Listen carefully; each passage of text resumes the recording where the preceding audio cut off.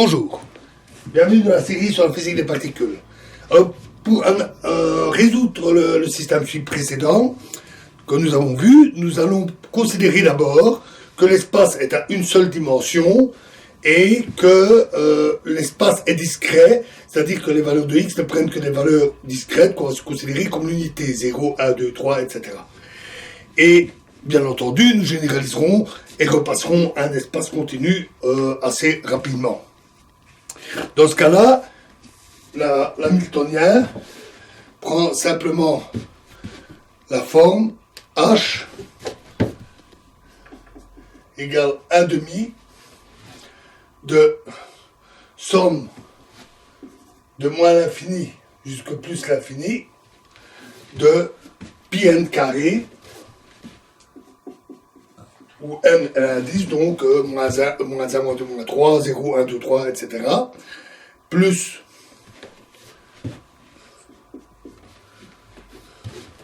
phi n moins 1 au carré, plus m carré phi n carré.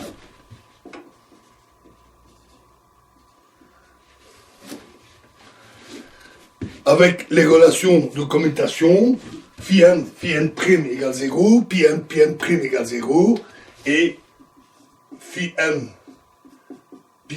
prime égale i delta n prime. Bien sûr, la fonction delta ici n'est pas présente.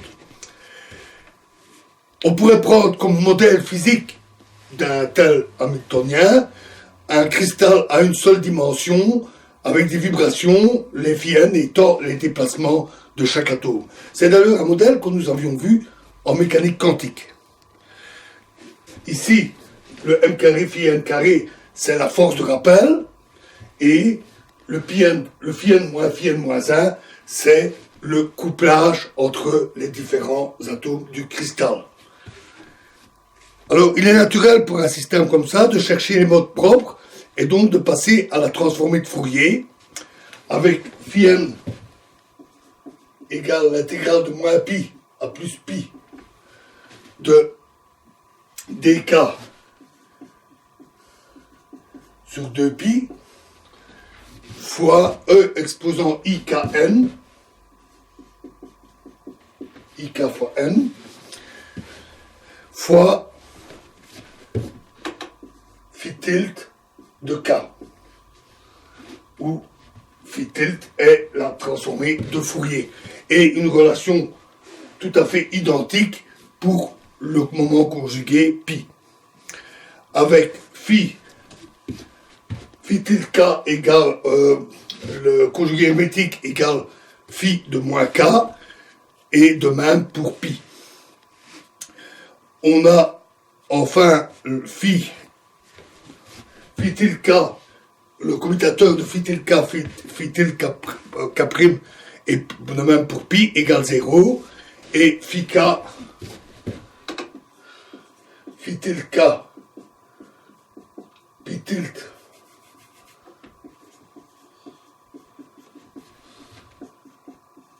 moins K prime est égal à I fois la somme sur M de E exposant moins I K moins K prime. Ceci est encore égal à 2pi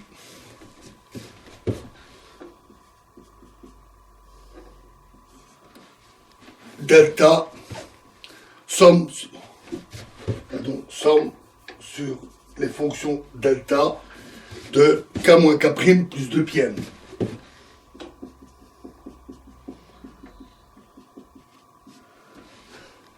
Si phi tilt et pi tilt sont exprimés comme des fonctions périodiques de k, alors le 2 pi n devient inutile et il ne reste plus que delta de k moins k prime. L'hamiltonien devient sous cette forme intégrale, donc 1 demi, intégrale de moins pi à plus pi,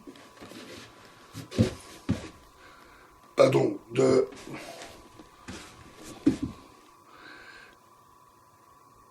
moins pi à plus pi, de dk sur 2pi,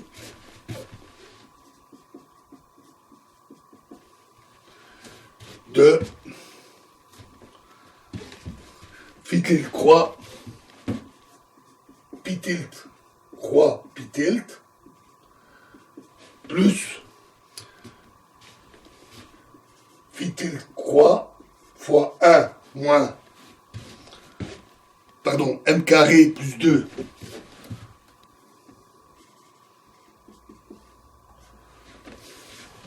fois 1 moins cos k fois phi tilde.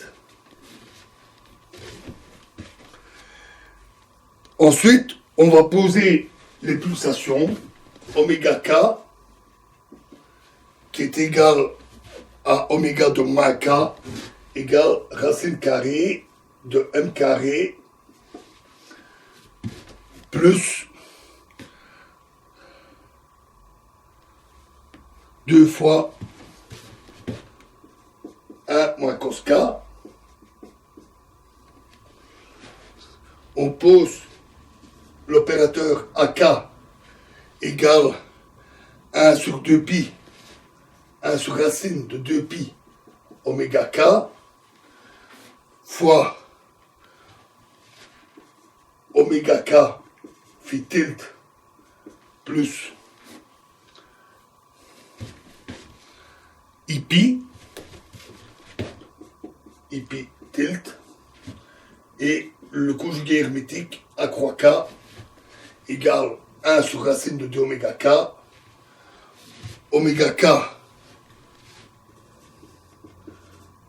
phi tilde moins I pi tilde.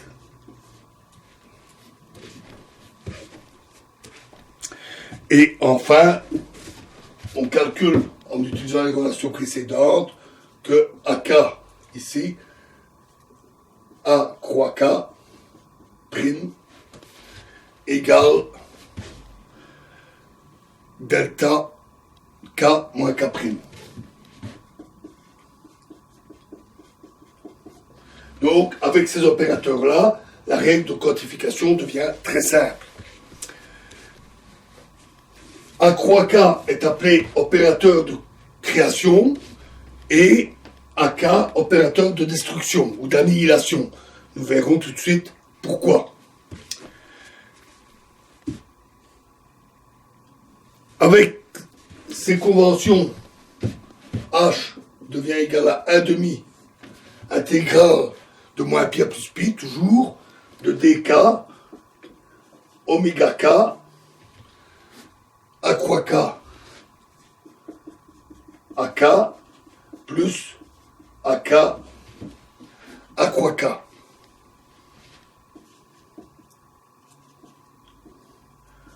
Qui est aussi égal à l'intégrale qu'on note intégrale de dk HK. Chaque HK étant la pulsation fois cette combinaison des opérateurs création et destruction.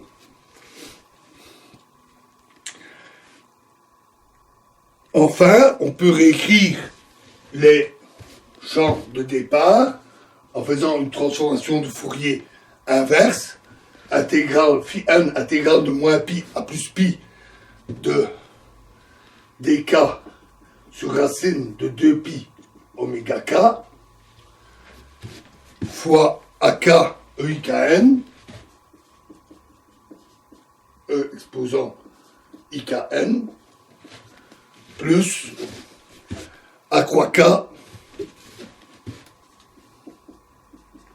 E exposant moins IKN, et pi n égale moins I, intégrale de moins pi à plus pi, de dk fois oméga k, racine de oméga k sur 2pi, fois AKEIKN moins A croix K E moins IKN. Et ceci est égal à la dérivée par rapport au temps de l'intégrale de moins pi a plus pi de dk sur racine de pi oméga k fois ak E exposant moins I oméga kt plus IKN moins A croix K E exposant I oméga kt moins IKM, la dérivée étant prise en t égale 0. Alors, revenons aux opérateurs création et destruction. Si E est un état propre de l'hamiltonien, alors on calcule que H AK E est égal à E AK E.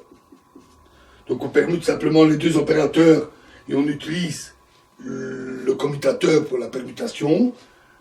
H AK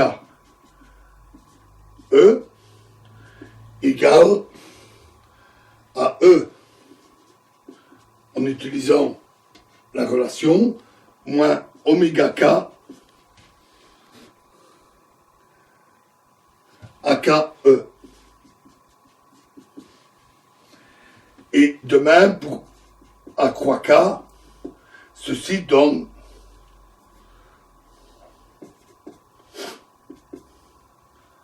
E plus oméga K A croix K E. C'est l'état E, évidemment.